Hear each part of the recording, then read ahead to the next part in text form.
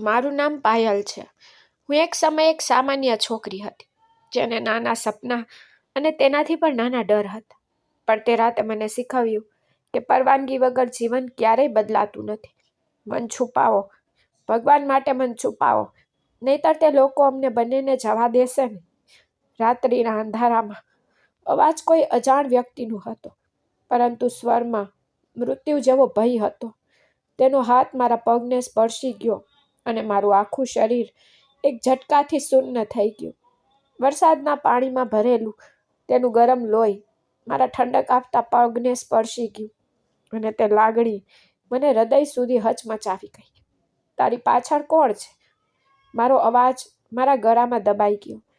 તે માણસે મુશ્કેલીથી માથું ઊંચું કર્યું અને દૂરથી વાગતા સાયરન તરફ ઇશારો કર્યો.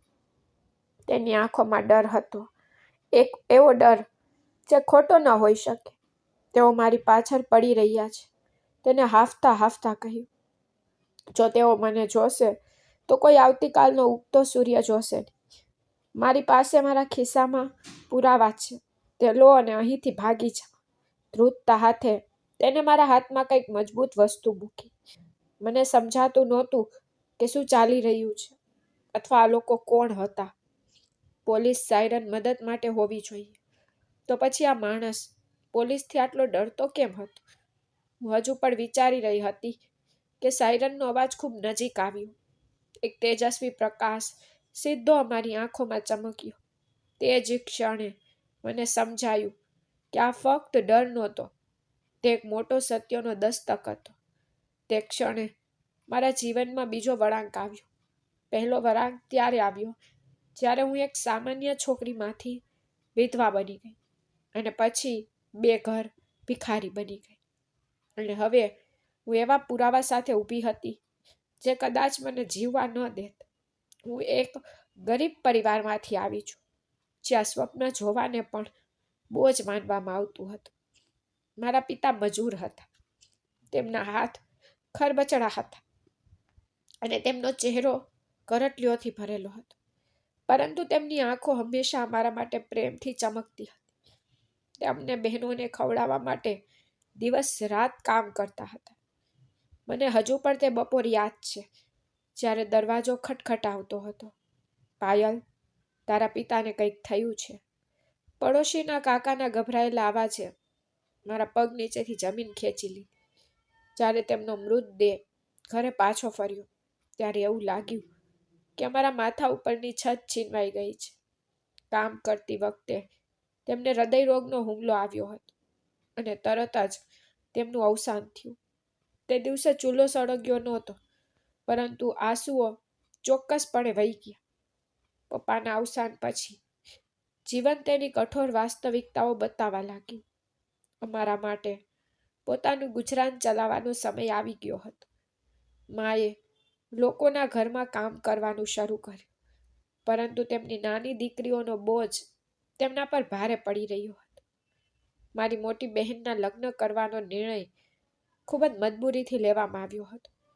માં, આ લગ્ન યોગ્ય નથી. છોકરો ઘણો મોટો છે. મેં મારી માને સમજાવવાનો ખૂબ પ્રયાસ કર્યો. તેના આંસુ લૂછતા તેને કહ્યું, દીકરી, એક ગરીબ છોકરીને પોતાના માટે પસંદ કરવાનો અધિકાર નથી.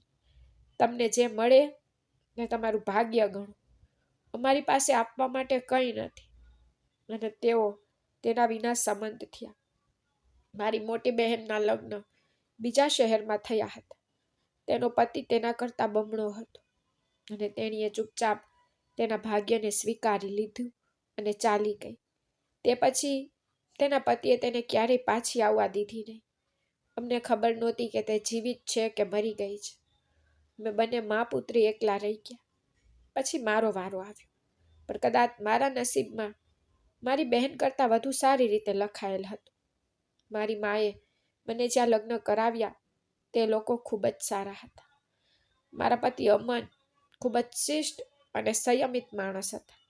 અમારા લગ્નની પહેલી રાત્રે તેમણે મને કહ્યું કે પાયલ, હું જાણું છું કે તે ઘણી મુશ્કેલીઓ જોઈ છે, પણ હું વચન આપું છું કે હું ક્યારેય તારી આંખમાં આંસુ આવવા નહીં દઉં.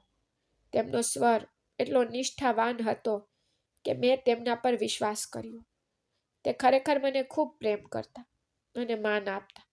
તે ફક્ત મારી જ નહીં પણ મારી માની પણ સંભાળ રાખતા. દર મહિને તે તેમના પગારમાંથી કેટલાક પૈસા મારી માને મોકલવા માટે અલગ રાખતા. જીવન ખૂબ સુંદર બની ગયું હતું. મને લાગ્યું કે કદાચ મારા દુઃખનો અંત આવી ગયો છે. પરંતુ ગરીબ માણસના ઘરમાં ખુશીઓ લાંબો સમય નથી ટકતી. મારી મા જે પોતાના દુઃખ અને બીમારી સામે જજુમી રહી હતી, તેનું એક દિવસ અચાનક અવસાન થઈ ગયું. તેમના મૃત્યુનો આઘાત મારા માટે ખૂબ જ મોટો હતો. કે જીજાજીએ મારા પિતાનું ઘર વેચી દીધું ત્યારે હું દુઃખમાંથી બહાર પણ આવી નહોતી. તે અચાનક આવ્યો, વારસાનો હક દાવો કર્યો, બધું ચોરી લીધું. તારે ચિંતા કરવાની જરૂર નથી, મારું ઘર તારું છે, અમને મને ખાતરી આપી. મને ખરેખર તેમના જવાથી દુઃખ થયું નહોતું, કારણ કે હું મારા પતિ સાથે એક સુંદર જીવન જીવી રહી હતી. અમન મારી દરેક જરૂરિયાત અને ઈચ્છાનું ધ્યાન રાખતા હતા. તેથી મને અનાથ કે બેઘર ન લાગે. જીવન સરળતાથી ચાલી રહ્યું હતું. ઉજ્જવળ આવતીકાલનું સ્વપ્ન જોતી હતી, પણ એક દિવસ એક તોફાન આવ્યું જેણે મારી આખી દુનિયાને વેરવિખેર કરી નાખી. હું તે વિનાશક સાંજ ક્યારેય ભૂલીશ નહીં. ફોન વાગ્યો. બીજી બાજુના અવાજે મારી નસોમાં ઠંડક ફેલાવી દીધી. અમન સાહેબનો અકસ્માત થયો છે. તાત્કાલિક હોસ્પિટલ પહોંચો. હું ખુલ્લા પગે દોડી. જ્યારે હું પહોંચી ત્યારે ડોક્ટરે તેના ચહેરા પર સફેદ ચાદર ઢાંકી દીધી હતી. આ જોઈને મને ખોવાઈ ગયેલી લાગણી થઈ. મારા પતિ, મારું ગૌરવ, મારો પડછાયો, બધું જ છીનવાઈ ગયું. મેં તેમના માટે બૂમ પાડી, પણ તે ચૂપ હતા. અમનના અંતિમ સંસ્કાર પછી મેં મારી મોટી બહેનને ફોન કર્યો. હું ઈચ્છતી હતી કે મારી નજીકની કોઈ વ્યક્તિ મને ગળે લગાવે, મને દિલાસો આપે, પરંતુ તેણીએ ફોન ઉપાડ્યો નહીં. કદાચ તેના પોતાના જીવનની મુશ્કેલીઓ તેને મંજૂરી આપી રહી નહોતી. અમનના મૃત્યુ સાથે મારી સાસુનું મારા પ્રત્યેનું વર્તન બદલાઈ ગયું. જે સ્ત્રી ગઈકાલ સુધી તેની સામે શાંતિથી બેઠી હતી, તેણે હવે મને જોઈને પણ પોતાનો ચહેરો ફેરવી લીધો. તેણીનું મારા પ્રત્યેનું વર્તન વધુ ખરાબ થતું ગયું. તે મારી સાથે નોકરાણી જેવું વર્તન કરવા લાગી. એક સવારે હું રસોડામાં નાસ્તો બનાવી રહી હતી ત્યારે મારી સાસુ અંદર આવી. તેણીએ ચૂલા પર રાખેલ દૂધનું વાસણ જમીન પર ફેંકી દીધું. મમ્મીજી, તમે શું કર્યું? હું ડરથી પાછળ હટી ગઈ. તેની આંખોમાં નફરતની જ્વાળાઓ સળગી ઉઠી. સાવધાન, જો તું મને મમ્મી કહે છે, તું તો એક કમનસીબ સ્ત્રી છે. તું જે ઘરમાં પ્રવેશે છે ને, ત્યાં કંઈ ટકતું નથી. મારો યુવાન દીકરો તારા કારણે મરી ગયો. તું તેને ખાઈ ગઈ. મારા આંસુ વહેવા લાગ્યા. ભગવાનના લીધે આવી વાતો ના કરો. અમનનું મૃત્યુ એક અકસ્માત હતો. મારો શું વાંક? તે અકસ્માત નહોતો, તે તારો સ્વભાવ હતો. તેણીએ ચીસો પાડી. તે પહેલા તારા પિતાને ખાધા, પછી તારી માને અને હવે મારા દીકરાને. હું આ ઘરમાં બીજી લાશ સહન કરી શકતી નથી. મારો બીજો દીકરો વિદેશમાં કામ કરે છે. હું નથી ઈચ્છતી કે તારો પડછાયો તેના પર પડે. હું રડી રહી, બધું સાંભળતી રહી. મને લાગ્યું કે તે ખૂબ શોક કરી રહી છે, તેથી જ તે આ કહી રહી હતી. પણ મને ખ્યાલ નહોતો કે તેનું હૃદય પથ્થર જેવું થઈ ગયું છે. મેં એક અઠવાડિયું નરકમાં વિતાવ્યું. તે મારા પર દરેક પ્રકારના ત્રાસ આપતી. તે મને વાસી રોટલી આપતી અને આખો દિવસ કામ કરાવતી. પણ તે રાત ખૂબ જ આગળ વધી ગઈ. હું મારા રૂમમાં બેઠી હતી, અમનનો ફોટો મારી છાતી પર પકડીને. જ્યારે તે તોફાનની જેમ મારા રૂમમાં ઘૂસી ગઈ, તેને મારો હાથ પકડીને મને બહાર ખેંચી લીધી. હમણાં મારા ઘરમાંથી બહાર નીકળ. અને તરત જ મેં તેના પગ પકડી લીધા. મમ્મીજી, મને બહાર ન કાઢો. રાત થઈ ગઈ છે. હું ક્યાં જઈશ? આ દુનિયામાં મારું કોઈ નથી. તેણીએ મને નિર્દયતાથી લાત મારી. નરકમાં જા, રસ્તા પર રહે અથવા મરી જા. મને કોઈ વાંધો નથી. તારા જેવા દુઃખી માણસને મારા ઘરમાં કોઈ સ્થાન નથી. તેઓએ મને દરવાજાની બહાર ધકેલી દીધી. હું રસ્તા પર મોઢું વાળીને પડી ગઈ. લોખંડનો દરવાજો જોરથી ધક્કો મારીને મારી પાછળ બંધ થઈ ગયો. દરવાજો ખોલો, ખોલો, મેં દરવાજો ખખડાવ્યો. હું ક્યાં જઈશ મમ્મીજી? દરવાજો ખોલો. પણ અંદરથી કોઈ જવાબ ન મળ્યો. જ્યારે રાતના શાંતિમાં દરવાજો મારા માટે બંધ થયો ત્યારે એવું લાગ્યું કે જાણે આખી દુનિયાએ મારા માટે પોતાના દરવાજા બંધ કરી દીધા હોય. મારા માતા પિતા ઘણા સમય પહેલા ગુજરી ગયા હતા. હવે મારા પતિએ મારું ઘર પણ છીનવી લીધું. હું દરવાજાની બહાર રડતી બેઠી હતી, પણ કોઈને મારા પર દયા ન આવી. રાત વધુ ઘેરી થતી હતી. શેરીમાં રડતા કૂતરાઓ ભસવા લાગ્યા. મને મારા માનનો ડર લાગવા લાગ્યો. મેં મારા માથા પર ચાદર બાંધી અને ત્યાંથી નીકળી ગઈ. મારી પાસે ક્યાંય જવાનું નહોતું, ફક્ત અંધકાર હતો. હું રસ્તાની બાજુમાં બેઠી રડતી હતી. મને ખબર નહોતી કે મારી સવાર ક્યાં થશે. મને ખબર પણ નહોતી કે હું કાલ સુધી બચી શકીશ કે નહીં. હું ભૂખ અને તરસથી થાકી ગઈ હતી, પણ મારા હૃદયમાં સૌથી વધુ દુખાવો હતો કે હું ફૂટપાથ પર લપેટાઈ ગઈ. ઠંડો પવન મારા અસ્તિત્વમાં ઘૂસી રહ્યો હતો. મારી આંખો પથ્થર જેવી થઈ ગઈ. મેં આકાશ તરફ જોયું. હે ભગવાન, મારો એકમાત્ર ગુનો એ છે કે હું ગરીબ અને વિધવા છું. તમે મને લાચાર કેમ છોડી દીધી? મેં મારા ઘૂંટણ પર માથું મૂક્યું. હું ત્યાં બેઠી હતી.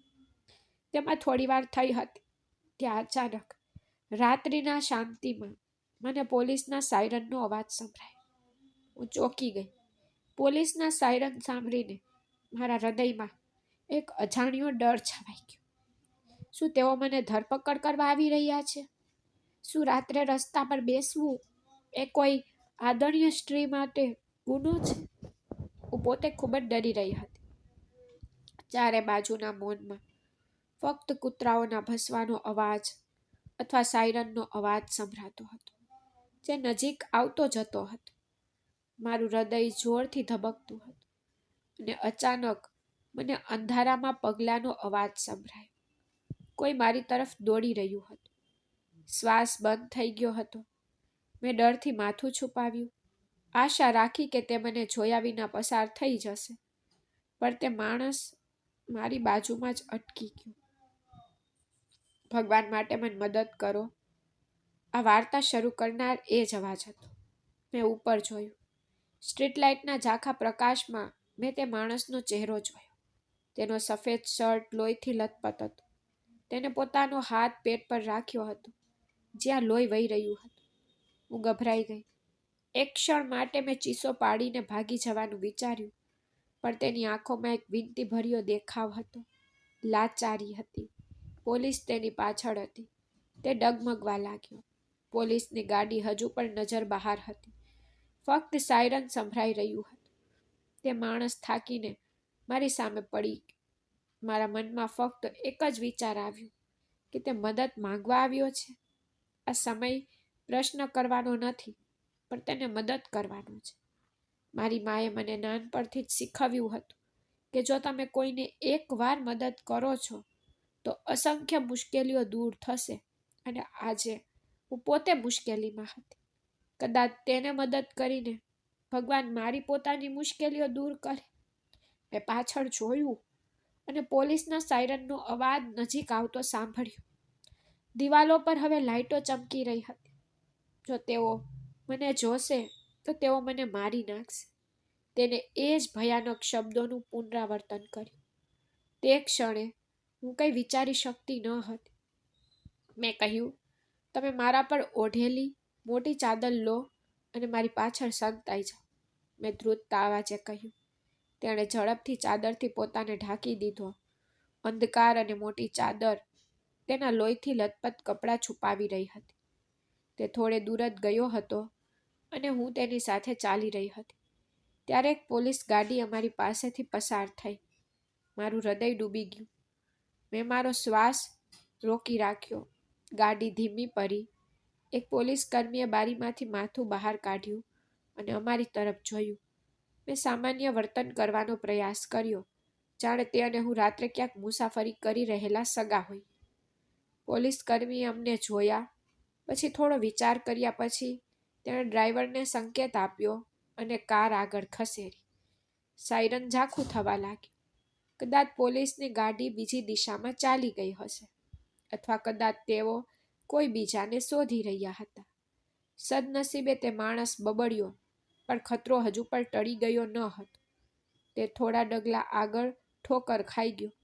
તેનો ભાર મારા ખભા પર પડ્યો. મને હોસ્પિટલ, તેને ખૂબ જ મુશ્કેલીથી કહ્યું અને જમીન પર પડી ગયો.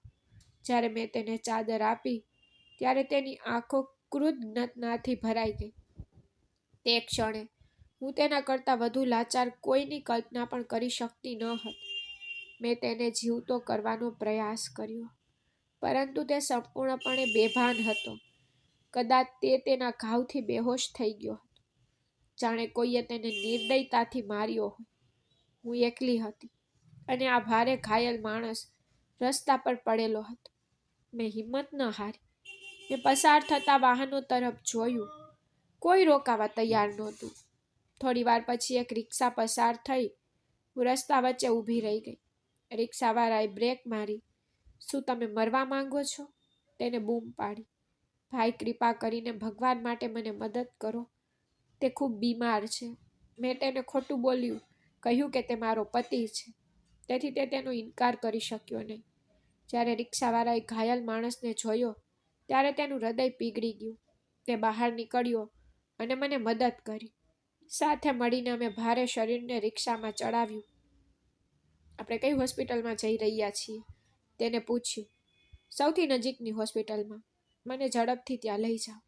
હું હાંફી ગઈ. રિક્ષા ચાલવા લાગી. પવનના જોરદાર ઝાપટા મારા ચહેરા પર પડ્યા.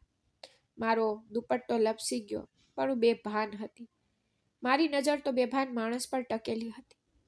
તેના કપાળ પર પરસેવો હતો. મારી પાસે એક પૈસો પણ નહોતો. હું તેને હોસ્પિટલમાં તો લાવી હતી. આશા રાખતી હતી કે હોસ્પિટલમાં કોઈ તો તેના પર દયા કરશે અને તેની સારવાર શરૂ કરશે, અથવા કદાચ આ માણસ ભાનમાં આવશે અને કંઈક કરશે. હોસ્પિટલમાં પહોંચીને મેં એલાર્મ વગાડ્યો. ડૉક્ટર, ત્યાં કોઈ છે? તે મરી રહ્યો છે. ત્યાં વોર્ડ છોકરાઓ સ્ટ્રેચર લાવી. તેઓએ તે માણસને સ્ટ્રેચર પર બેસાડ્યો અને ઇમરજન્સી તરફ દોડ્યા. તમે અહીં રહો, કાઉન્ટર પર એન્ટ્રી કરાવો. મારા હાથ પગ ઠંડા પડી ગયા. એન્ટ્રી, નામ, સરનામું, પૈસા. મને માણસનું નામ પણ ખબર નહોતી. એ મારો પતિ છે, હું હમણાં જ આવીશ. હું ફરીથી જૂઠું બોલી અને એક ખૂણામાં છુપાઈ ગઈ. ડૉક્ટરે તેની સારવાર શરૂ કરી. હું હોસ્પિટલના કોરિડોરમાં શાંતિથી બેઠી. મેં જે ચાદર પકડી હતી તે હવે તેના લોહીથી રંગાયેલી હતી. મારા પોતાના કપડાં પણ લોહીથી રંગાયેલા હતા.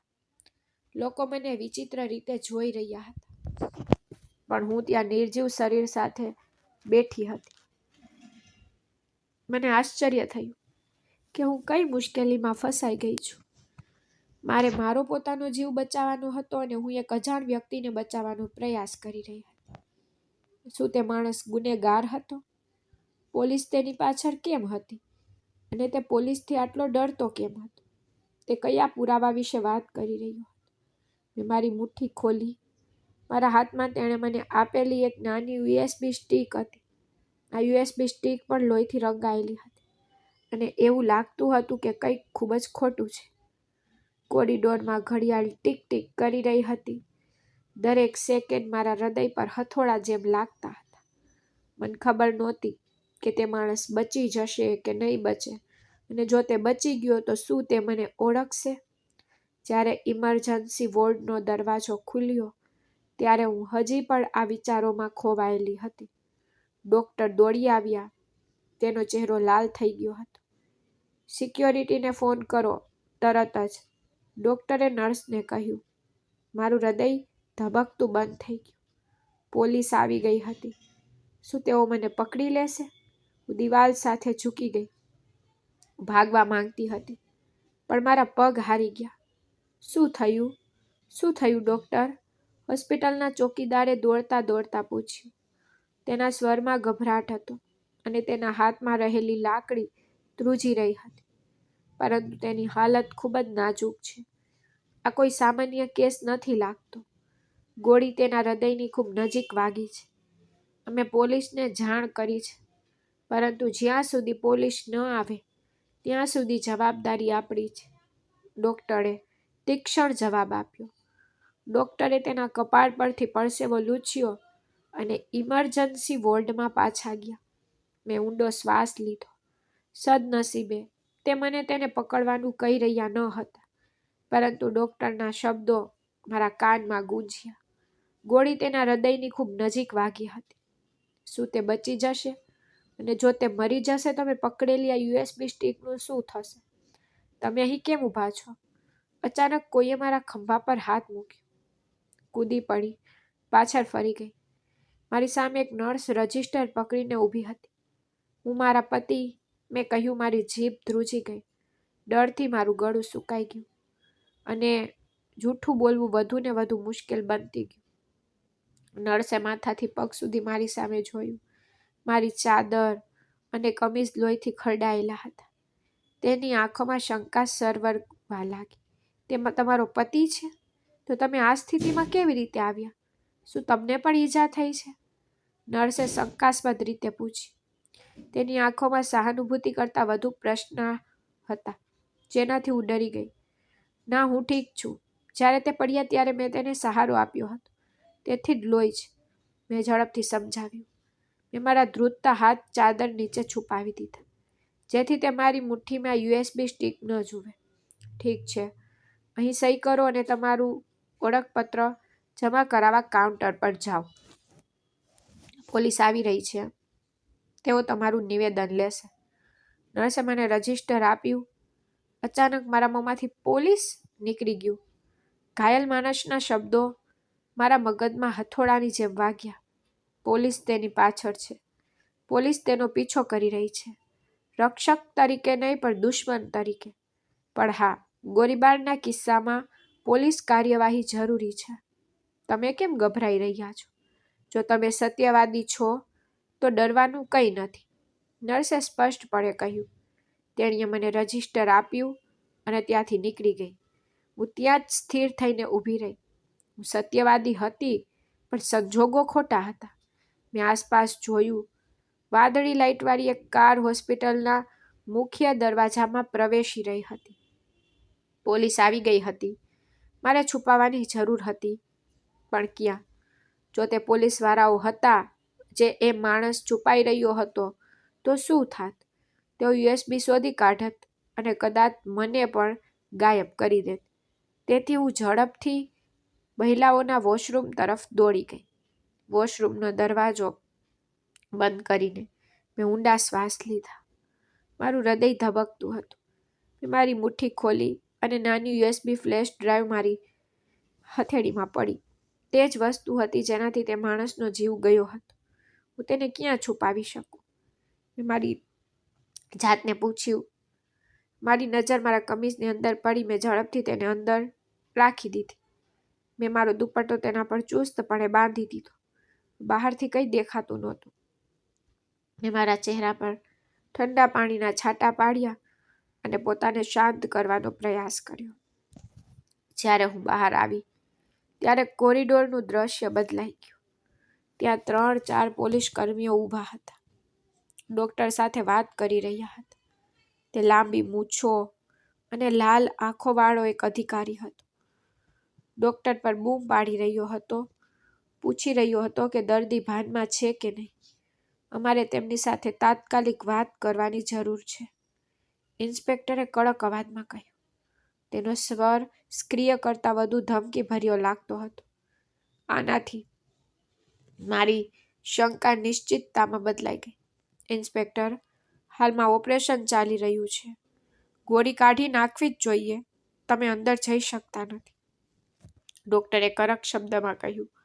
ડૉક્ટર મક્કમ હતા. તેમની પ્રાથમિકતા દર્દીનો જીવ બચાવવાની હતી. અમને માહિતી મળી છે કે તે ગુનેગાર છે. તે કદાચ ચોરીનો સામાન લઈ જઈ રહ્યો છે. અમે તેને શોધવા માંગીએ છીએ. ઇન્સ્પેક્ટરે ડૉક્ટરને દૂર ધકેલવાનો પ્રયાસ કર્યો. હું ત્યાં ઊભી રહીને સાંભળી રહી હતી. ચોરીનો સામાન? તેઓ ચોક્કસપણે તે યુએસબી વિશે વાત કરી રહ્યા હતા. તે માણસ સત્ય કહી રહ્યો હતો. આ પોલીસ કર્મીઓ તેના દુશ્મનો સાથે મળી ગયા હતા. તેને અહીં કોણ લાવ્યું? ઇન્સ્પેક્ટરે નજર ફેરવી અને વોર્ડમાં રહેલા રિક્ષા ચાલકને પૂછ્યું. તેની આંખો શિકાર શોધતી ફરતી હતી. તે સ્ત્રી લાવી હતી. તે ત્યાં જ ઊભી છે. રિક્ષા ચાલકે મારી તરફ ઇશારો કર્યો.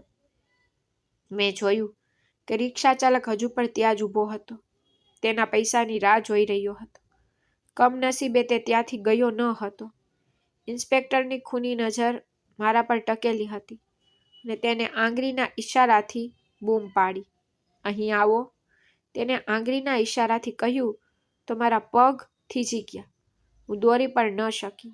બહાર નીકળવાનો એકમાત્ર રસ્તો તેમની બાજુમાં જ હતો. હું અચકાતા તેની પાસે ગઈ. હા સાહેબ. મારો અવાજ ભાગ્યે જ નીકળ્યો.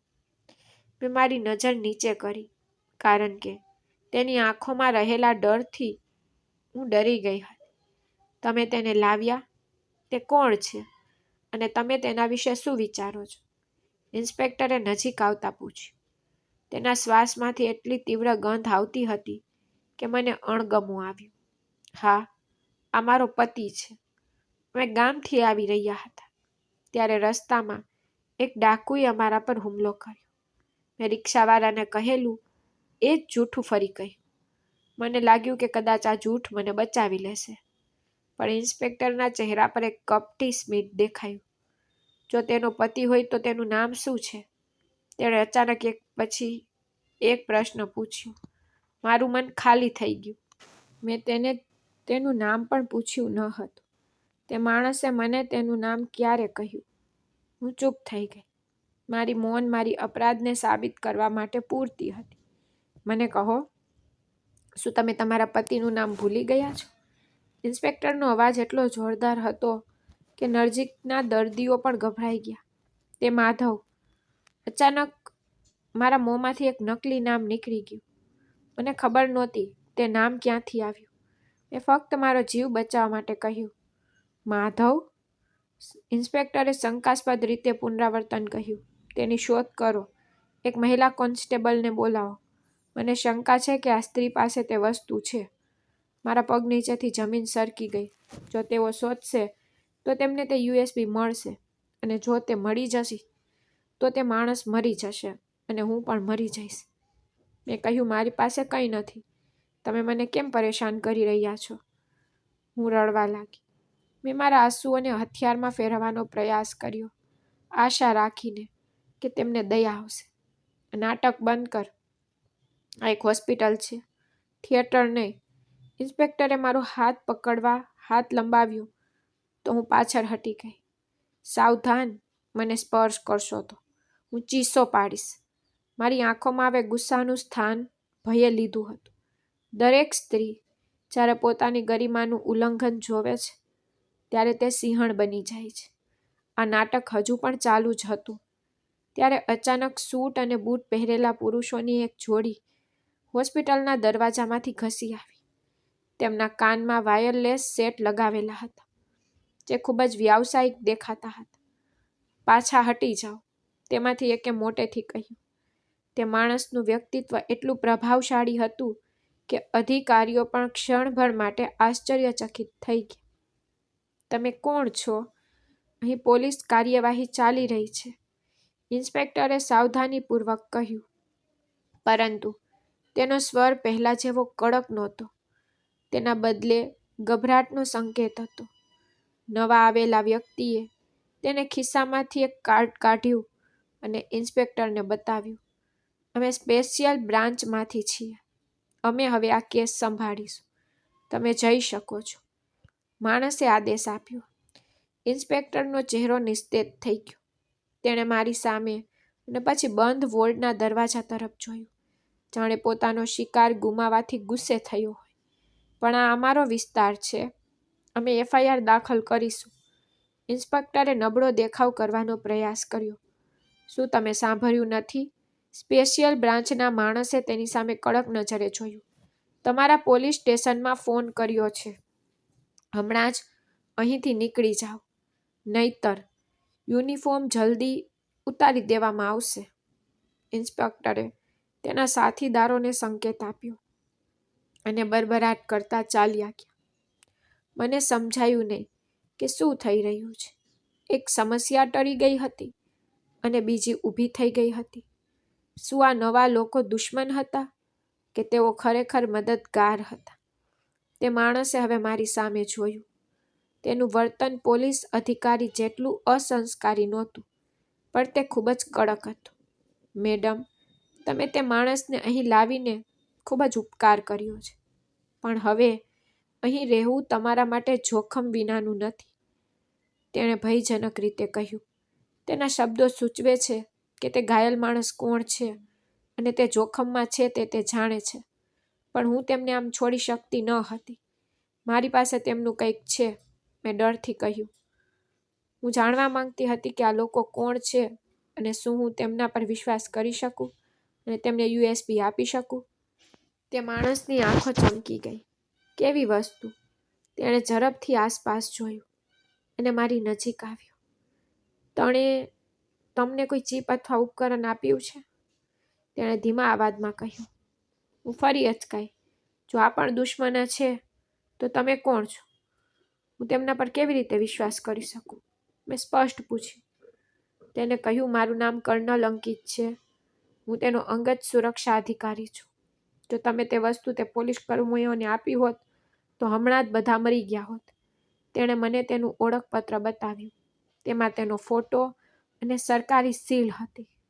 મને થોડું પ્રોત્સાહન મળ્યું અને મારી પાસે ચોક્કસપણે તે વસ્તુ છે, પરંતુ જ્યાં સુધી તે ભાનમાં ન આવે અને મને ન કહે ત્યાં સુધી હું તે તમને હમણાં નહીં આપીશ, મેં નિર્ણાયક રીતે કહ્યું. હું જોખમ લેવા માંગતી ન હતી. કોણ જાણે કાર્ડ નકલી હોઈ શકે છે. કર્નલ અંકિતે આશ્ચર્યથી મારી સામે જોયું અને પછી થોડું સ્મિત કર્યું. તમે ખૂબ જ બહાદુર સ્ત્રી છો. ઠીક છે, તમે તે વસ્તુ તમારી પાસે રાખો, પણ તમે હવે અહીં કોરિડોરમાં રહી શકતા નથી. તમારા જીવન જોખમમાં છે. શત્રુઓ હોસ્પિટલની બહાર હોઈ શકે છે. તેણે એક ગાર્ડને ઈશારો કર્યો કે તેઓ મને એક ખાનગી રૂમમાં લઈ જાય અને દરવાજા પર નજર રાખે. કોઈ અંદર પ્રવેશ કરવો જોઈએ નહીં. મને એક ખાનગી રૂમમાં લઈ જવામાં આવી. રૂમ ખૂબ જ આરામદાયક હતો, પરંતુ મારી ચિંતા ચાલુ રહી. કલાકો વીતી ગયા. ક્યારેક એક નર્સ મારી તપાસ કરવા આવતી, ક્યારેક તે મને ખોરાક આપતી, પરંતુ ઘાયલ માણસના કોઈ સમાચાર નહોતા. મોડી રાત્રે દરવાજો ખુલ્યો. તે ડોક્ટર અને કર્નલ અંકિત અંદર આવ્યા. તેમના ચહેરા ગંભીર હતા. અભિનંદન, ઓપરેશન સફળ થયું. ગોળી દૂર થઈ ગઈ છે. ડોક્ટરે સારા સમાચાર જાહેર કર્યા અને મને રાહત થઈ. મેં ભગવાનનો આભાર માન્યો કે હું તેને જોઈ શકી. મેં ઝડપથી પૂછ્યું, હવે નહીં? તે હજુ પણ બેભાન છે. તેને ભાનમાં આવવામાં થોડો સમય લાગશે, પણ સવાર થવાની આશા છે. ડોક્ટરે કહ્યું. કર્નલ અંકિત આગળ વધ્યા અને કહ્યું, જોવો, તમે જે કર્યું છે તેનું વળતર અમે ચૂકવી શકતા નથી, પરંતુ તેની હાલત હજુ પણ ગંભીર છે. જ્યાં સુધી તે ભાનમાં ન આવે અને તેનું નિવેદન નોંધે નહીં, ત્યાં સુધી અમે કોઈ પર વિશ્વાસ કરી શકતા નથી. તમારે પણ અહીં જ રહેવું પડશે. મેં માથું હલાવ્યું. અમારા રક્ષણ હેઠળ. મારી પાસે ક્યાંય જવા માટે નહોતું. રસ્તા પર હોય કે હોસ્પિટલના રૂમમાં. મારા માટે પણ એવું જ હતું. ઓછામાં ઓછું મારા માથા પર છત તો હતી. સવારનો પ્રકાશ ધીમે ધીમે ફરી અંદર આવી રહ્યો હતો. હું સૂઈ ગઈ. હું ખુરશી પર બેસીને સૂઈ ગઈ હતી. અચાનક દરવાજો ખુલ્યો અને એક સ્ત્રી રડતી અંદર આવી. બીજા 2-3 માણસો પાછળ આવ્યા. મારો ભાઈ ક્યાં છે? તે કેવો છે? તે રડી પડી. હું ચોંકી ગઈ. આ લોકો કોણ હતા? કર્નલ અંકિતે તેમને રોક્યા હતા. હિંમત રાખો સાહેબ, ખતરામાંથી બહાર છે. કર્નલ તેમને આશ્વાસન આપી રહ્યા હતા. પછી તે સ્ત્રીએ મને જોઈ. તેની આંખોમાં આંસુ આવી ગયા. તે કોઈ અમીર પરિવારની હોય તેવું લાગતું હતું. આ કોણ છે? તેણે મને ઈશારો કર્યો. આ તે સ્ત્રી છે જેણે સાહેબનો જીવ બચાવ્યો. કર્નલે મારી પ્રશંસા કરી અને તે સ્ત્રી મારી તરફ દોડી ગઈ અને મને ગળે લગાવી દીધી. હું આશ્ચર્યચકિત થઈ ગઈ. એક અમીર સ્ત્રી ખરાબ કપડાં પહેરેલી એક છોકરીને ભેટી રહી હતી. ખૂબ ખૂબ આભાર મારી બહેન, તમે મારા ઘરનો ચિરાગ બુઝતા બચાવ્યો. તે રડી રહી હતી. તે જ ક્ષણે મને મારા સાસુ યાદ આવ્યા, જેમણે મને કમનસીબ કહીને ઘરમાંથી કાઢી મૂકી હતી. અને અહીં એક અજાણી સ્ત્રી મને બહેન કહી રહી હતી. એક નર્સ દોડતી આવી. સાહેબ, દર્દી ભાનમાં આવી રહ્યો છે. તે કંઈક કહી રહ્યો છે. અમે બધા આઈસીયુ તરફ દોડ્યા અને હું વસ્તુ લઈને બહાર ઊભી રહી. તે માણસ આંખો ખોલી રહ્યો હતો. ઓક્સિજન માસ્ક તેના ચહેરા પર હતો. તેણે નબળાઈથી હાથ ઊંચો કર્યો અને અરીસા પાસે મારી તરફ જોયું. તેની નજરમાં ઓળખાણ હતી. તેણે પોતાનો માસ્ક ઉતારવાનો પ્રયાસ કર્યો. ડૉક્ટરે તેને રોક્યો, પણ તેણે કંઈક કહેવાનો પ્રયાસ કર્યો. મેં મારા કાન અરીસા પર દબાવ્યા. તે છોકરી, તેનો અવાજ નરમ પણ મક્કમ હતો. બધાની નજર મારા પર હતી. મને ખબર નહોતી કે મારા માટે શું નક્કી છે. શું મને પુરસ્કાર મળશે કે હું પ્યાદો બની જઈશ? ઝડપથી અંદર આવો, સાંસદ ભાનમાં આવી રહ્યા છે. મીડિયાને હજુ ખબર ન હોવી જોઈએ. ડૉક્ટરે નર્સને આદેશ આપ્યો. આ શબ્દો મારા કાનમાં પડતા જ મને લાગ્યું કે કોઈએ મારા માથા પર જોરથી પ્રહાર કર્યો છે. સાંસદ સાહેબ, તે કોઈ સામાન્ય માણસ નહોતો, પણ જે સાંસદને મેં રસ્તાની બાજુમાંથી ઉપાડ્યો હતો, તેને ત્યજી દેવામાં આવ્યો હતો અને રિક્ષામાં અહીં લાવી હતી. હું સદબદ થઈ ગઈ. મારામાં ભયનું મોજું ફરી ગયું. જો તે સાંસદ હતો તો પોલીસ તેની પાછળ કેમ હતી? જો પોલીસ તેની પાછળ હતી તો તેનો અર્થ એ થયો કે મેં કોઈ ગુનેગારને મદદ કરી નહોતી, પરંતુ કદાચ કોઈ વિશાળ રાજકીય ષડયંત્રનો ભાગ બની ગઈ. મેં તરત જ મોં ફેરવી લીધું. મને લાગ્યું કે મારે આ માણસને મદદ કરવાની જરૂર નથી. તે પોતે સાંસદ છે. તેની પાસે સત્તા અને પૈસા છે. હું એક ગરીબ વિધવા મોટા લોકોના કામમાં કેમ સામેલ થઈ ગઈ છું? કોઈ મને દોષ આપે તે પહેલાં મારે ત્યાંથી ચાલ્યા જવું જોઈએ. મેં શાંત પગલાં લઈને પાછળ હટવાનો પ્રયાસ કર્યો. હું હજુ 2 પગલાં જ ફરી હતી કે પાછળથી ભારે અવાજ આવ્યો. રોકાવ, તમે ક્યાં જઈ રહ્યા છો? એ કર્નલ અંકિતનો અવાજ હતો. એમાં કોઈ કઠોરતા નહોતી, પણ એક આદેશ હતો. હું અટકી ગઈ. મારું હૃદય ડૂબી ગયું. હા, હું ઘરે જઈ રહી હતી. હવે તેનો પરિવાર આવી ગયો છે, તો હું અહીં શું કરી રહી છું? મેં જવાબ આપ્યો. મારી નજર નીચી કરી. જૂઠું બોલતા પકડાઈ જવાથી અચકાઈ રહી હતી. મારા હાથ દર્દથી પરસેવાથી ભરાઈ ગયા હતા. મારા કમીઝની અંદર ચોંટાયેલી USB મને ડંખી રહી હતી. તમે હવે જઈ શકતા નથી. સાંસદે તમને બોલાવ્યા છે. તે તમને મળવા માંગે છે. કર્નલે મારો રસ્તો રોકતા કહ્યું. તેના શબ્દો સાંભળીને સાંસદની બહેન, જે ત્યાં હાજર હતી, તેણે પણ મારી તરફ જોયું. બહેન, કૃપા કરીને અંદર આવો. વિજય તમને યાદ કરી રહ્યો છે. તે કદાચ તમારો આભાર માનવા માંગે છે. સ્ત્રીએ મારા ખંભા પર હાથ મૂક્યો. લાગણી એટલી ઘનિષ્ઠ હતી કે હું પ્રતિકાર કરી શકી નહીં. ભારે પગલાઓ સાથે તેની પાછળ ગઈ. તે પલંગ પર સૂતો હતો. તેના આખા શરીર પર પાટા બાંધેલા હતા. તે લાંબા સમય સુધી મારી સામે જોતો રહ્યો, જાણે તેની યાદના ટુકડાઓ ભેગા કરવાનો પ્રયાસ કરી રહ્યો હોય. કદાચ તે આ વરસાદી રાત અને મારી બરાબર ચાદરને યાદ કરી રહ્યો હતો. રૂમ સંપૂર્ણપણે શાંત હતો. ડૉક્ટર અને નર્સ પણ આદરપૂર્વક મૌન ઊભા હતા. તમે તેનો અવાજ એટલો નબળો હતો, જાણે કૂવામાંથી આવતો હોય. હું ખચકાટ સાથે આગળ વધી. હા સાહેબ. તેને મારી તરફ જોયું અને પછી ખૂબ જ મુશ્કેલીથી તેના હોઠ ખસેડ્યા. તમે માનવ તરીકે તમારી ફરજ બજાવી છે. આ કહેતા તેના હોઠ પર એક નબળું સ્મિત દેખાયું. તે સ્મિત એટલું નિર્દોષ હતું કે મારો બધો ડર એક ક્ષણ માટે ગાયબ થઈ ગયો. મને સમજાયું કે તે મારી સામે પડેલો કોઈ સાંસદ નહોતો, પણ એ જ લાચાર માણસ હતો, જેને મારી મદદની જરૂર હતી. સાહેબ, મેં કહ્યું. મારા શબ્દો સાંભળીને તેની બહેનની આંખોમાં આંસુ આવી ગયા. તેણે હાથ લંબાવ્યો અને તેના ભાઈના કપાળ પર ચુંબન કર્યું. વિજય, તું ઠીક છે ને? અમે બધા ખૂબ ડરી ગયા હતા.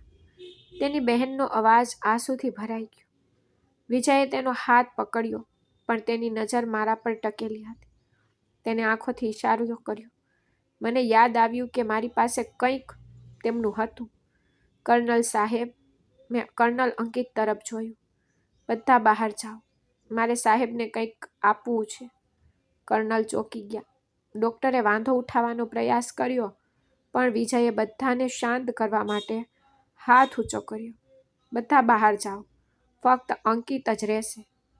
વિજયે આદેશ આપ્યો. રૂમ સાફ થઈ ગયો. ધ્રુજતા હાથે મેં મારા કમીઝમાં છુપાયેલ USB સ્ટિક બહાર કાઢી. તેના પર હજુ પણ લોહીના ડાઘ હતા. મેં વિજયના હાથમાં તે નાની વસ્તુ મૂકી. જ્યારે રસ્તા પર તમે પડ્યા ત્યારે તમે મને આપી હતી. મેં ધીમેથી કહ્યું કે તમે કહ્યું હતું કે તે તમારી જિંદગી છે. વિજયે તેને મુઠ્ઠીમાં પકડી લીધી. તેનો ચહેરો શાંત થયો. તમે મારો જીવ જ નહીં પણ મારું સન્માન અને મારું મિશન પણ બચાવ્યું.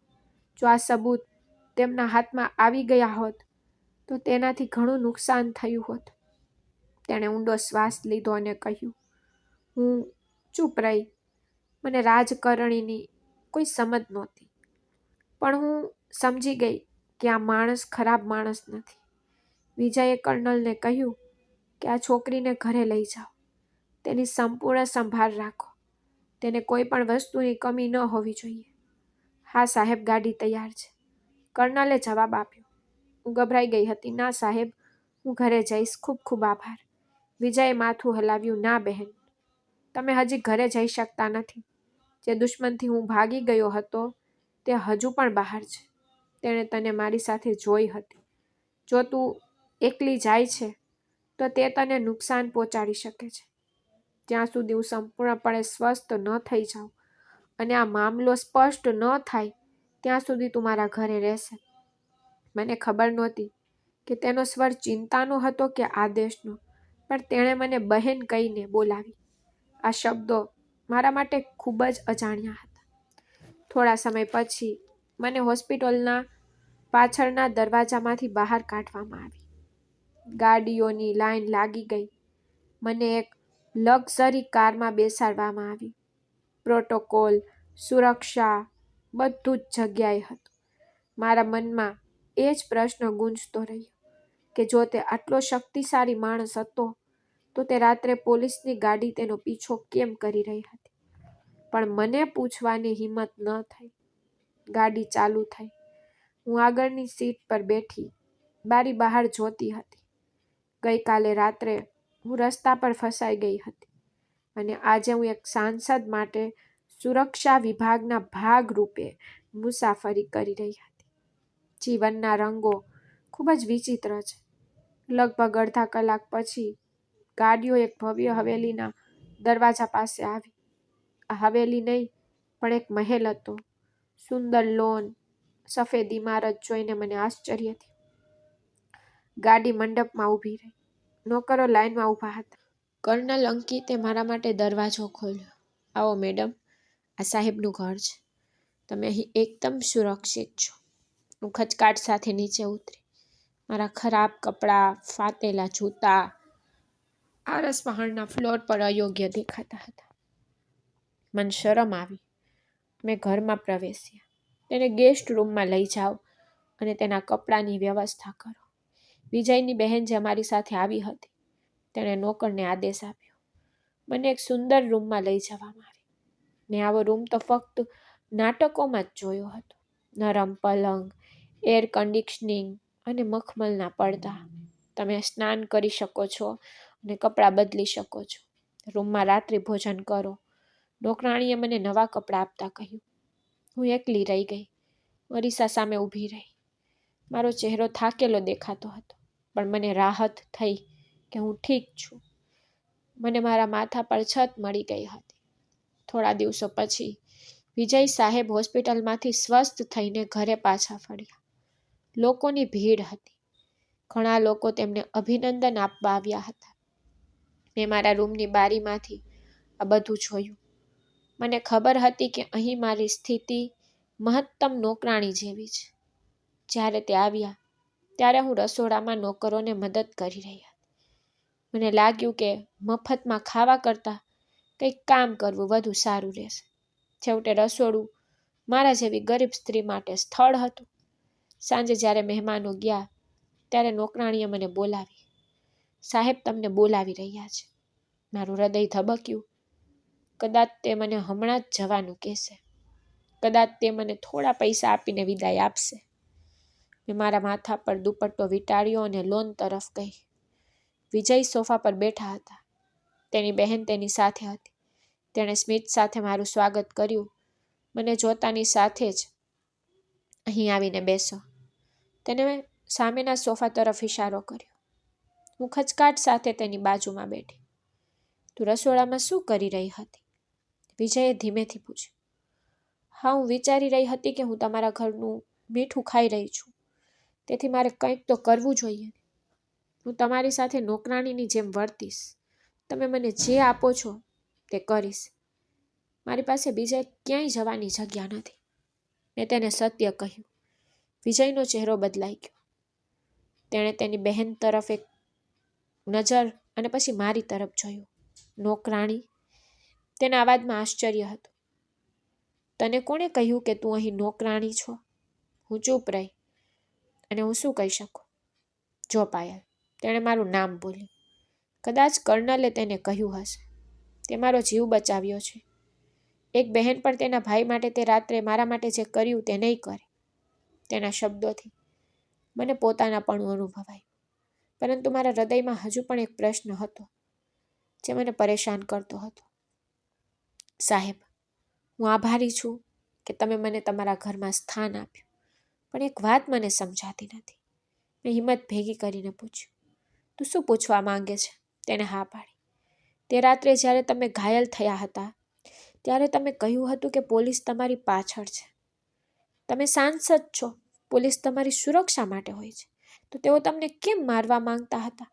અને તમે તમારી સુરક્ષા વિના રસ્તા પર એકલા કેમ હતા? મારા પ્રશ્ન પર રૂમ શાંત થઈ ગયો. તે ગંભીર બન્યા. તેને ઊંડો શ્વાસ લીધો અને તેના શર્ટની સ્લીવ ઉપર કરી. ત્યાં એક નવો ગોળીનો નિશાન હતો. તું સાચી છે પાય. આ વાર્તા ખૂબ જ વિચિત્ર છે અને તને જાણવાનો અધિકાર છે. મારો જીવ બચાવવા માટે તે બરાબર શું કર્યું? તેણે તેની બહેન તરફ જોયું. જાણે વાતચીત શરૂ કરવા માટે હિંમત માંગી રહ્યા હોય. ખરેખર તે રાત્રે હું ફરવા ગયો હતો. મને એક ફોન આવ્યો, એક કોલ, જેને મને મારી સુરક્ષા પાછળ છોડીને એકલા બહાર જવાની ફરજ પાડી. તે રાતનો ડર તેની આંખોમાં પાછો ફર્યો. તે રાત્રે મને ખૂબ જ મોટી છેતરપિંડીમાં બોલાવવામાં આવ્યો. વિજયે આગળ કહ્યું કે તે રાતની કડવી યાદો હજુ પણ તેના સ્વરમાં હાજર હતી. મારો પોતાનો સુરક્ષા ગાર્ડ, જેના પર હું આંધળો વિશ્વાસ કરતો હતો, તે ખરેખર મારા દુશ્મનો સાથે મળી ગયો હતો.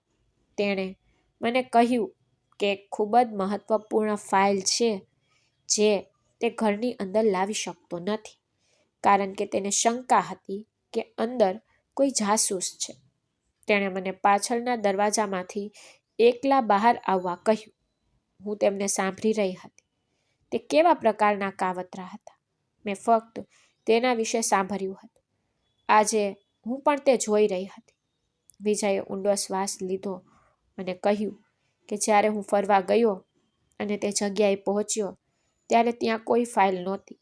તેના બદલે મૃત્યુ મારી રાહ જોઈ રહ્યું હતું. હુમલાખોરો જે રાહ જોઈ રહ્યા હતા તેઓએ મારી પર ગોળીબાર કર્યો. મને પહેલી ગોળી વાગી, પરંતુ સદભાગ્યે હું અંધારાનો લાભ લઈને નજીકની ગલીમાં કૂદી ગયો. શું તે પોલીસ કર્મીઓ તમારી પાછળ હતા? અને તે કોનો સાયરન હતો? વિજયના ચહેરા પર એક વિચિત્ર હાવભાવ છવાઈ ગયો. તેણે પોતાની લાચારી પર સ્મિત કર્યું અને કહ્યું, પાયલ, તે પોલીસો મારો પીછો કરતા નહોતા. હકીકતમાં ગોળીબાર સાંભળીને જે પોલીસની ગાડી ફરતી હતી તે હુમલાખોરો તરફ જતી હતી. તેઓ મારો પીછો કરી રહ્યા હતા. સાયરન મારા દુશ્મનો માટે વાગી રહ્યા હતા. પરંતુ તે ક્ષણે હું એટલો ઘાયલ અને નબળો હતો કે મને લાગતું હતું કે જે કોઈ આવ્યું તે મારો દુશ્મન છે. વધુ પડતા લોહી વહેવાને કારણે હું સંપૂર્ણપણે બેભાન થઈ ગયો હતો. મને લાગ્યું કે પોલીસ તેમની સાથે મળી ગઈ છે અને મને મારવા આવી રહી છે. હું કૂતરાની જેમ શેરીઓમાં દોડી ગયો, મારો જીવ બચાવવાનો પ્રયાસ કરી રહ્યો હતો. આ મોટા માણસ વિશે વિચારતી વખતે તેની પાછળ સુરક્ષા હતી. મારી આંખોમાં આંસુ આવી ગયા. તે મૃત્યુના ડરથી આ રીતે પરેશાન થઈ રહ્યો હતો. અને પછી મેં તને શોધી કાઢી. તેને મારી તરફ જોયું. જ્યારે હું પડી ગયો ત્યારે મેં આશા છોડી દીધી હતી, પણ તે તારી ધીરજ અને ધાબળો મારા પર ઢાંકી દીધો. જ્યારે મારા પોતાના લોકો દેશદ્રોહી બની ગયા હતા, ત્યારે એક અજાણી સ્ત્રી મારી રક્ષક બની ગઈ. જોકે ત્યાં સુધીમાં મારા દુશ્મનો પકડાઈ ગયા હતા. પોલીસે તેમની ધરપકડ કરી લીધી હતી, પણ મને આ વાતની ખબર નહોતી. તારી હાજરીએ મને જીવનમાં નવી આશા આપી. રૂમ શાંત થઈ ગયો. તેની બહેનની આંખોમાં પણ આંસુ આવી ગયા. સાહેબ, તમે બચી ગયા. આ ભગવાનનો આશીર્વાદ છે. મેં મારા દુપટ્ટાના પલ્લુથી મારી આંખો લૂછી. હવે માફ કરશો. હું રસોડામાં જઈશ, વાસણો ધોઈશ. લગભગ રાત્રિ ભોજનનો સમય થઈ ગયો છે. હું ઉઠવાની જ હતી ત્યારે મને મારું સ્થાન યાદ આવ્યું. હું એક ગરીબ વિધવા હતી અને આ વસ્તુઓ, આ રહસ્યો મારા માટે નહોતા. બેસી જા. વિજયનો અવાજ અચાનક કડક થઈ ગયો. તે સાંભળીને હું ફરીથી બેઠી. શું મેં કોઈ ભૂલ કરી? વિજય તેની સીટ પરથી ઊભા થયા અને મારી પાસે આવ્યા. તેને મારા માથા પર હાથ મૂક્યો. તે ભારે અને પ્રેમથી ભરેલો હતો. આજથી તું ઘરમાં વાસણ નહીં ધોઈશ. તું મને સાહેબ કહે છે ને, પણ હું તને મારી બહેન માનું છું. તેનો અવાજ આંસુઓથી ભરેલો હતો. પાયલ, બહેનનો ઘરો પર રાજ કરે છે. તે નોકરાણી તરીકે નથી રહેતી. આ ઘર પર તારો એટલો જ અધિકાર છે જેટલો મારી પોતાની બહેનનો છે. તું અહીં મહેમાન નથી કે નોકર નથી. તું આ ઘરની મહિમા છે. હું સદબદ થઈ ગઈ. હું જે સાંભળી રહી હતી તેના પર મને વિશ્વાસ નહોતો આવતો. મારી સાસુએ મને કમનસીબ કહીને ઘરમાંથી કાઢી મૂકી હતી. આજે તે શહેરનો સૌથી મહત્વપૂર્ણ માણસ મને તેના માથાનો તાજ બનાવી રહ્યો હતો. પણ સાહેબ, હું ગરીબ છું. હું રડવા લાગી. ફરીથી પોતાને ગરીબ કહેવાનું ધ્યાન રાખજે. તેમણે મને પ્રેમથી અટકાવી. જેનું હૃદય તારા જેવું છે તે ગરીબ નથી પાયલ.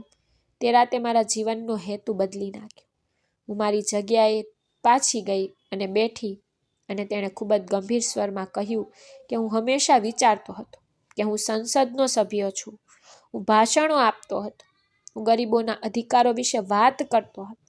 પણ તે રાત્રે જ્યારે હું ફૂટપાથ પર ઘાયલ પડેલો હતો અને ઠંડી મારા હાડકામાં ઘૂસી રહી હતી, ત્યારે મને સમજાયું કે બે ઘર હોવાનો અર્થ શું છે, લાચારી શું છે.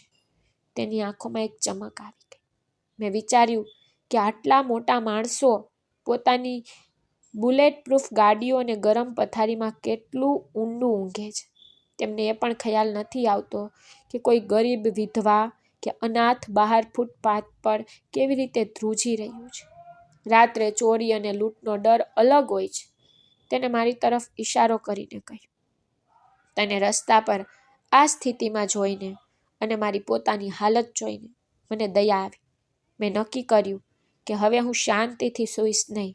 હવે તું શું કરશે? તેની બહેને આશ્ચર્ય સાથે પૂછ્યું. મેં એક નવી ટીમ બનાવી છે. દરરોજ રાત્રે મારી વિશ્વસનીય સુરક્ષા સાથે વ્યક્તિગત રીતે પેટ્રોલિંગ કરીશ. હું જોઈશ કે લોકો ફૂટપાથ પર ક્યાં સૂઈ રહ્યા છે, કોને દવાની જરૂર છે, કોને આશ્રયની જરૂર છે. હું તેમના માટે આશ્રય સ્થાનો બનાવીશ. હું કોઈને પણ તે રાત્રે તું અને હું જે સ્થિતિમાં હતા તેવી સ્થિતિમાં રહેવા નહીં દઉં. અને પાયલ, આ બધું તારા કારણે છે. તે મને રસ્તો બતાવ્યો. મારું હૃદય તેના માટે ખૂબ પ્રાર્થનામાં ડૂબી ગયું. તે ખરેખર એક અદ્ભુત માણસ હતા અને તે પછી મારું જીવન બદલાઈ ગયું. મને ઘરમાં એક અલગ જગ્યા મળી. નોકરો મારી પાછળ આવતા. મને સાહેબની બહેન કહેવામાં આવતી હતી. પણ મને ગર્વ નહોતો. મને ખબર હતી કે આ બધું ભગવાનની ભેટ છે. થોડા મહિના આમ જ પસાર થયા. વિજયભાઈ ઘણીવાર રાત્રે બહાર રહેતા હતા. તે ગરીબોને મદદ કરતા હતા. તેમની દયા શહેરમાં ચર્ચાનો વિષય બની ગઈ. એક દિવસ તે મારી પાસે આવ્યા અને કહ્યું, પાયલ, મારે તને એક મહત્વપૂર્ણ વાત કહેવી છે. હા ભાઈ, કૃપા કરીને કહો, મેં કહ્યું. હું ઈચ્છું છું કે તું તારું જીવન નવેસરથી શરૂ કર. ભૂતકાળના દુઃખ ભૂલી જા અને એક નવી દુનિયા બનાવ. તે અટકીને બોલ્યા. મારો એક ખૂબ જ નજીકનો મિત્ર છે. તે એક સરકારી અધિકારી છે. તેની પત્નીનું અવસાન થયું છે અને તે એક સારા અને વફાદાર જીવનસાથીની શોધમાં છે. મેં તેને તારા વિશે કહ્યું. તે તારી બહાદુરી અને શિષ્ટાચારથી ખૂબ પ્રભાવિત થયો છે. શું તું તેને સ્વીકારશે? હું શરમાઈ ગઈ. મને અપેક્ષા નહોતી કે કોઈ મને પાછી સ્વીકારશે. મને ખબર હતી કે વિધવા માટે આપણા સમાજમાં સ્થાન મેળવવું કેટલું મુશ્કેલ છે. ભાઈ, તમે જે પણ નક્કી કરો તે મારા માટે શ્રેષ્ઠ રહેશે. તમે મારા મોટા છો. મેં મારી નજર નીચી કરી. વિજયભાઈએ ખુશીથી મારા માથા પર હાથ મૂક્યો અને કહ્યું, મને તારી પાસેથી આ જ અપેક્ષા હતી. તે ખૂબ જ ભલો માણસ છે. તે ક્યારેય તને દગો નહીં આપે. અને યાદ રાખ, તારા લગ્નનો અર્થ એ નથી કે તારો મારી સાથેનો સંબંધ તૂટી જશે. આ ઘર તારું છે અને હંમેશા તારું જ રહેશે. અને પછી એ દિવસ આવ્યો જ્યારે હું દુલ્હન બની. વિજયભાઈએ મને પોતાની બહેનની જેમ જ વિદાય આપી. તેમણે મને દહેજ નહીં પણ મિલકતમાં હિસ્સો આપ્યો. મને વિદાય આપતા તેમની આંખોમાં આંસુ હતા. ખુશ રહે મારી બહેન. જો તને ક્યારેય કોઈ મુશ્કેલીનો સામનો કરવો પડે તો યાદ રાખ કે તારો એક ભાઈ જીવિત છે. તેમણે મારા પતિ સામે મને ગળે લગાવી અને કહ્યું, મારા પતિ તિવારી સાહેબ ખૂબ જ સારા માણસ હતા. તેમણે મને એ માન આપ્યું જે હું લાયક હતી. હું મારા ઘરમાં ખુશ અને શાંતિથી રહેતી હતી. આજે પણ જ્યારે હું ટીવી પર વિજયભાઈને રાત્રે શેરીઓમાં નીકળતા ગરીબોને ધાબળા અને ખોરાક વેચતા જોઉં છું ત્યારે મારું માથું ગર્વથી ફૂલી જાય છે. આજે પણ તે તેમના વચન પર સાચા રહે છે. સાંસદ હોવા છતાં તે સામાન્ય લોકો સાથે જમીન પર બેસે છે અને તેમના દુઃખ સાંભળે છે. મને તે કાળી રાત યાદ છે જ્યારે મને લાગતું હતું કે મારું જીવન સમાપ્ત થઈ ગયું છે. ભગવાન તે કાળી રાતમાંથી મદદનો ઉદય લાવ્યા. એ સાચું છે કે જ્યારે કોઈ વ્યક્તિ કોઈને મદદ કરે છે ત્યારે ભગવાન ચોક્કસપણે તેમને મદદ કરવા માટે કોઈને મોકલે છે. વિજયભાઈ આજે પણ મારી તે ગંદી ચાદર રાખે છે. તેમને યાદ અપાવે છે કે માનવતાનું બંધન લોહીના બંધન કરતાં મોટું છે. જીવન ઘણીવાર આપણી સ્થિતિ દ્વારા નહીં પણ આપણી પરિસ્થિતિઓ દ્વારા આપણા મૂલ્યાંકન કરે છે. જે રાત્રે એક શક્તિશાળી સાંસદ પોતાના જીવન માટે રસ્તાઓ પર ભટકતો હતો અને એક બેઘર નિર્ધાર વિધવા પોતાનો ઠંડો ધાબળો એક અજાણ વ્યક્તિ પર ફેંકી રહી હતી, તે રાત્રે સાચી માનવતા હતી. પાયલે મને મદદ કરી, ફક્ત કાયદા માટે નહીં પણ ફક્ત એટલા માટે કે તે એક માનવી હતી અને તે મદદે માણસના વિચાર, તેનો હેતુ અને તેનું આખું જીવન બદલી નાખ્યું. આ વાર્તા આપણને શીખવે છે કે જે વ્યક્તિ મદદ કરે છે તે ક્યારેય ગરીબ નથી હોતો અને કોઈ પદ પર બેઠેલ વ્યક્તિ ત્યારે જ મહાન બને છે જ્યારે તે પૃથ્વી પર આવે છે અને બીજાના દુઃખને સમજે છે. સત્ય એ છે કે જ્યારે ભગવાન કોઈને બચાવવા માંગે છે ત્યારે તે એવા વ્યક્તિને મોકલે છે જેના હૃદયમાં માનવતા હોય. તે રાત્રે એક ચાદર માત્ર ઘાયલ વ્યક્તિને ઢાંકતી નહોતી પણ સાબિત કરતી હતી કે માનવતા હજુ પણ અસ્તિત્વમાં છે. તે ક્યારેક ગરીબ હાથમાં પણ મરી જાય છે. તો મિત્રો, મને આશા છે કે તમને અમારી વાર્તા ગમી હશે. જો તમને આ વાર્તા ગમી હોય તો કૃપા કરીને વિડીયોને લાઈક કરો. જો તમે ચેનલ પર નવા છો તો કૃપા કરીને ચેનલને સબસ્ક્રાઈબ કરો અને હા, નોટિફિકેશન બેલને જરૂર દબાવો જેથી તમને આગળની અપડેટ પહેલાં મળી રહે. ધન્યવાદ.